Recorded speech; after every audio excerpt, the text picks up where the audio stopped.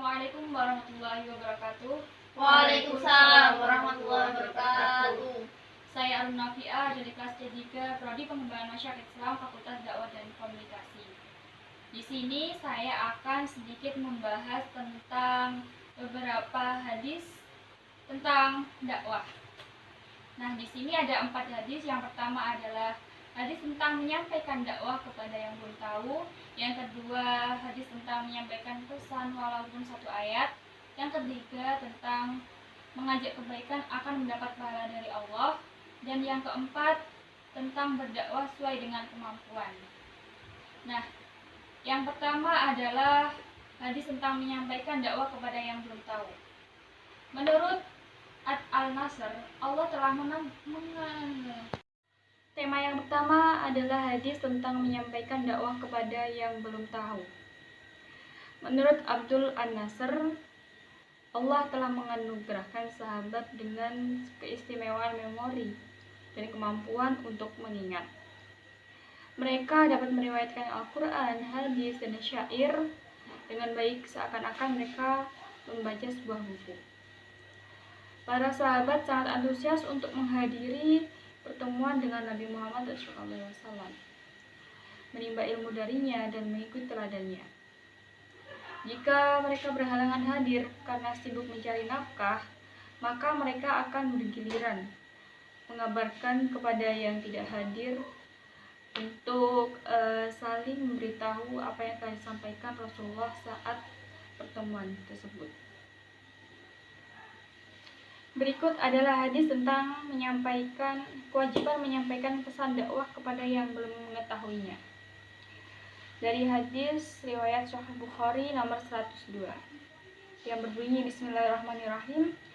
Hadatsana Abdullah bin Abdul Wahhab qala hadatsana Hamad an Ayyub an Muhammad an ibni Abi Bakrah an Abi Bakrah dzikran Nabi sallallahu alaihi wasallam.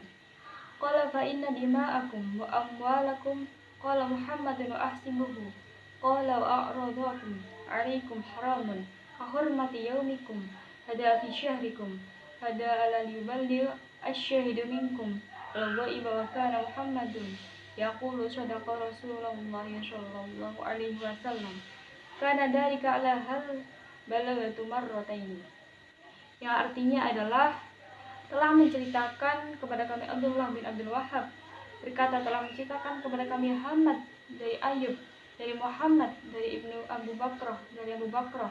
Nabi Shallallahu Alaihi Wasallam menyebutkan, sungguhnya darah kalian, harta kalian, dan kehormatan kalian adalah haram atas kalian. Sebagaimana haramnya hari kalian ini di bulan kalian ini, hendaklah yang hadir menyampaikan kepada yang tidak hadir. Dan Muhammad berkata, benarlah Rasulullah SAW seperti apa yang disabdakannya. Bukankah aku telah menyampaikannya? Beliau ulangi hingga 2 kali. Hadis tersebut menjelaskan tentang pentingnya menyampaikan sebuah ilmu kepada yang belum tahu walaupun hanya 1 ayat. Jadi pada intinya bagi para penyampai kebaikan, yaitu pendakwah atau ustadz atau kiai atau guru, jangan sampai menyampaikan kebaikan kepada masyarakat atau jemaah hanya gara-gara kita belum menjadi orang baik. Teruskan menyampaikan kebaikan sekalipun kebaikan terkadang kebaikan kita diabaikan, supaya kebaikan kita itu yang kita berikan tidak sia-sia. Sebab kalau tidak ada yang menyampaikan, kebaikan akan terkubur dan tidak berguna. Kemudian jangan dikira oleh kita bahwa ajaran-ajaran kebaikan yang kita sampaikan sama sekali tidak ada yang melaksanakannya. Mungkin saja oleh kita tidak dilakukan, tapi oleh orang lain mungkin dilaksanakan. Dan yang kedua adalah hadis tentang menyampaikan pesan walaupun 1 ayat.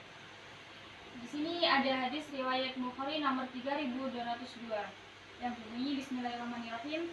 Hadatsana Abu Asim bin Dhahhak bin Makhlad akhbarana Al-Auza'i hadatsana Hasan bin Atiyah an Abi Tabasyah an Abdillah an Amrin wa anna Nabiyya sallallahu alaihi wasallam qala balighu anni walau ayah walau wahadithu an Bani Israil wala haraja wa man kadzaba alayya muta'ammidan falyatabawwa'u maq'adahu minnar.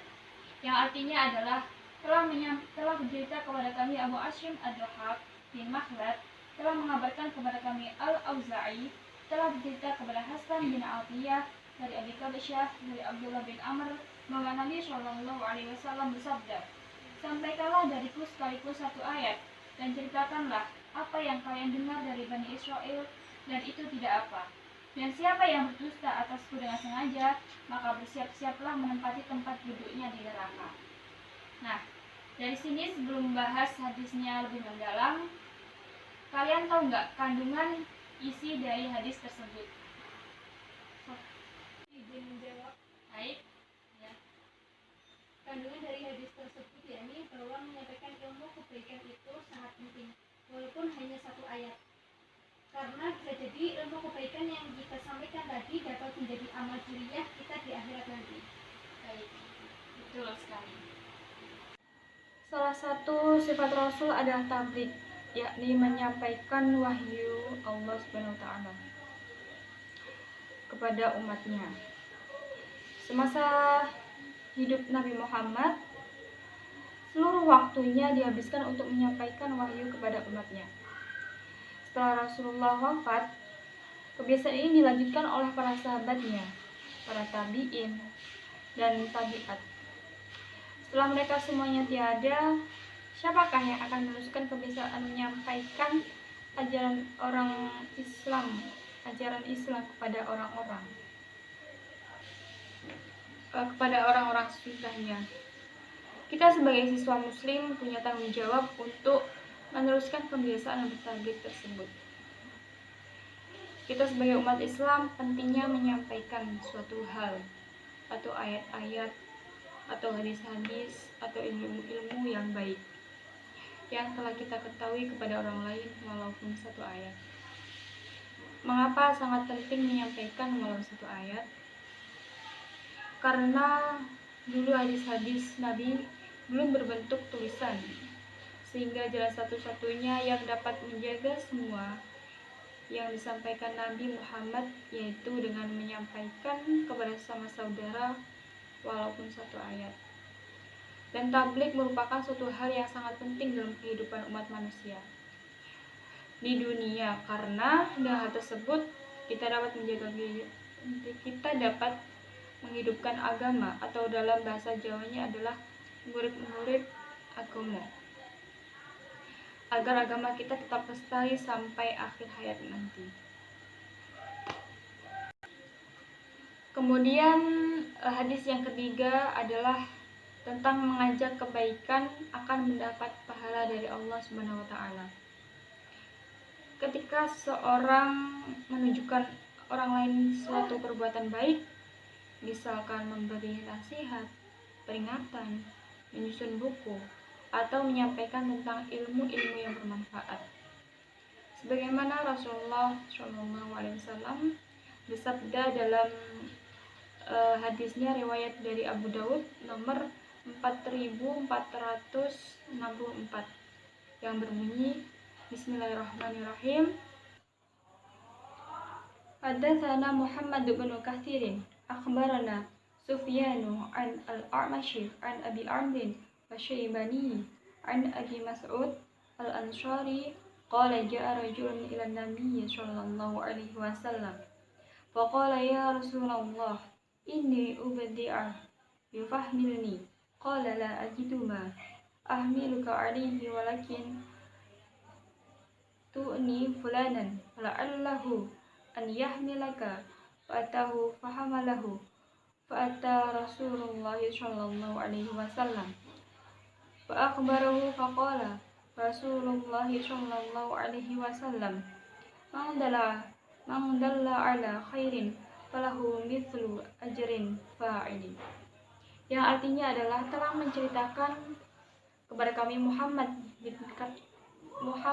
bin Katsir berkata, telah mengabarkan kepada kami Sufyan dari Al-A'mashi dari Abu Amru Asy-Syaibani dari Abu Mas'ud Al-Ansari, ia berkata, seorang laki-laki datang kepada Nabi SAW dan berkata, "Wahai Rasulullah, aku telah ditelantarkan, maka bawalah aku." Maka beliau menjawab, "Aku tidak mempunyai sesuatu untuk membawamu. Silakan kamu temui si Fulan. Semoga ia bisa membawamu." Laki-laki itu lalu mendatanginya dan ia pun dibawa. Laki-laki itu kemudian mendatangi Rasulullah Shallallahu Alaihi Wasallam dan mengabarkan hal itu. Rasulullah Shallallahu Alaihi Wasallam pun bersabda, "Barang siapa menunjukkan kepada kebaikan, maka ia akan mendapatkan pahala seperti orang yang mengerjakannya." Jadi dalam hadis tersebut dijelaskan bahwa mengajak atau menunjukkan seorang dalam kebaikan itu penting. Mengajak orang lain dalam kebaikan termasuk suatu hal yang dijanjikan pahala oleh Allah Subhanahu wa taala. Apabila kita mau mengajak orang lain dalam kebaikan, maka kita akan mendapat pahala seperti orang yang melakukannya. Hal dalam mengajak kebaikan termasuk dalam menghidupkan agama. Banyak hal yang bisa dilakukan dalam menghidupkan agama tersebut. Contohnya adalah kita mengajarkan alif ba ta kepada anak kecil sampai bisa. Dan jika anak tersebut mau mengajarkan apa yang kita ajarkan tadi kepada orang lain, maka akan menjadikan banyak orang dunia ini bisa membaca Al-Quran. Dengan hal tersebut, kita akan dapat terus-menerus mendapat amal jariah sampai di akhirat nanti. Kita sebagai seorang muslim, sebagai umat Nabi Muhammad SAW, kita patut meniru dakwah Nabi Muhammad dalam mengajak kebaikan-kebaikan kepada umatnya. Untuk mengajak kebaikan-kebaikan tersebut akan dapat menjadi pahala pada diri kita jika mau melakukan kebaikan tersebut. Mengajak dalam kebaikan adalah hal yang mulia, karena dengan mengajak pada hal kebaikan tersebut sama dengan kita menghidupkan agama Islam. Banyak hal-hal lain dalam mengajak kebaikan yang bisa dilakukan, misalnya lagi mengajak kebaikan dalam bentuk tulisan buku. Jika kebaikan yang telah kita tulis di buku tersebut diimplementasikan oleh pembaca, maka kita akan mendapatkan pahala yang terus mengalir dari Allah Subhanahu wa taala. Kemudian yang nomor 4 adalah hadis tentang berdakwah sesuai dengan kemampuan. Nah, gimana sih berdakwah sesuai dengan kemampuan yang dimaksud ini? Dalam berdakwah harus tepat sasaran. Yakni maksudnya adalah dengan memposisikan sesuatu pada tempatnya. Termasuk ke dalam hikmah adalah berdakwah dengan mendahulukan yang terpenting, lalu berdakwah memperhatikan keadaan mat'u, berbicara sesuai tingkat pemahaman dan kemampuan mereka, lalu berdakwah dengan kata-kata yang mudah dipahami mereka, dan berdakwah dengan membuat permisalan, kemudian berdakwah dengan lembut dan halus.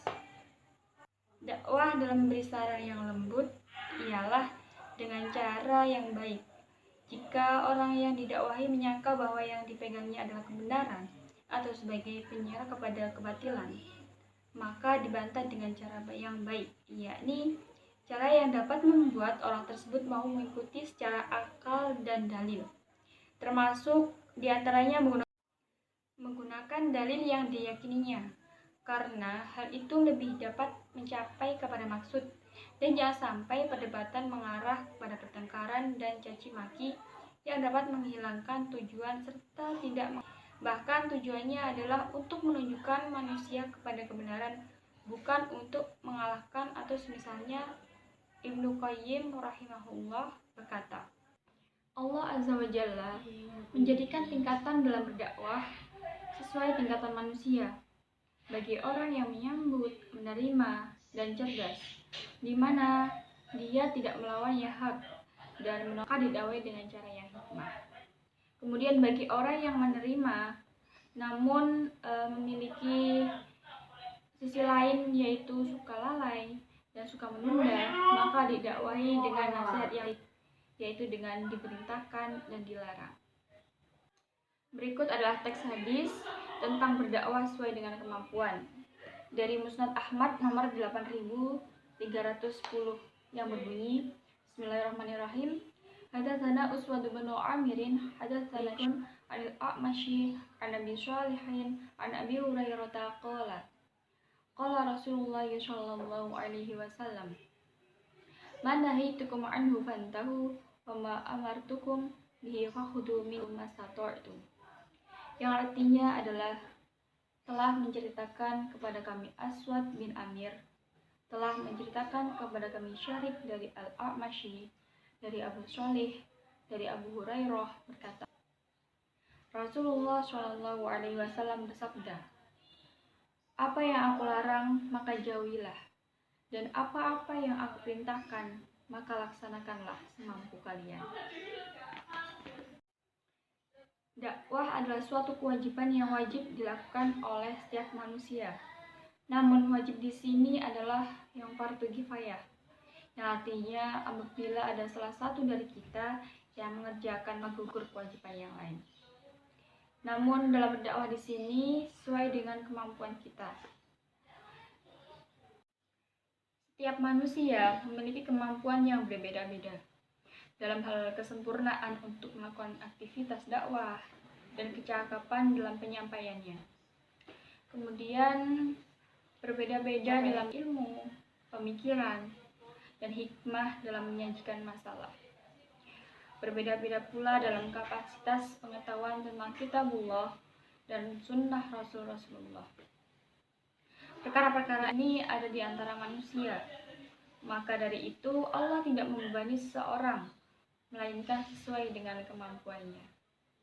Nah, menurut kalian bagaimana tanggapan kalian tentang dakwah sesuai dengan kemampuan ini? Menurut saya, dakwah sesuai dengan kemampuan itu sangat penting dalam berdakwah, karena dalam dakwah kita tidak bisa dipaksakan atas kemauan sendiri. Sekian yang dapat saya sampaikan. Apabila ada kurang lebihnya, saya mohon maaf yang sebesar-besarnya. Akhirul kalam, wassalamualaikum warahmatullahi wabarakatuh. Waalaikumsalam warahmatullahi wabarakatuh.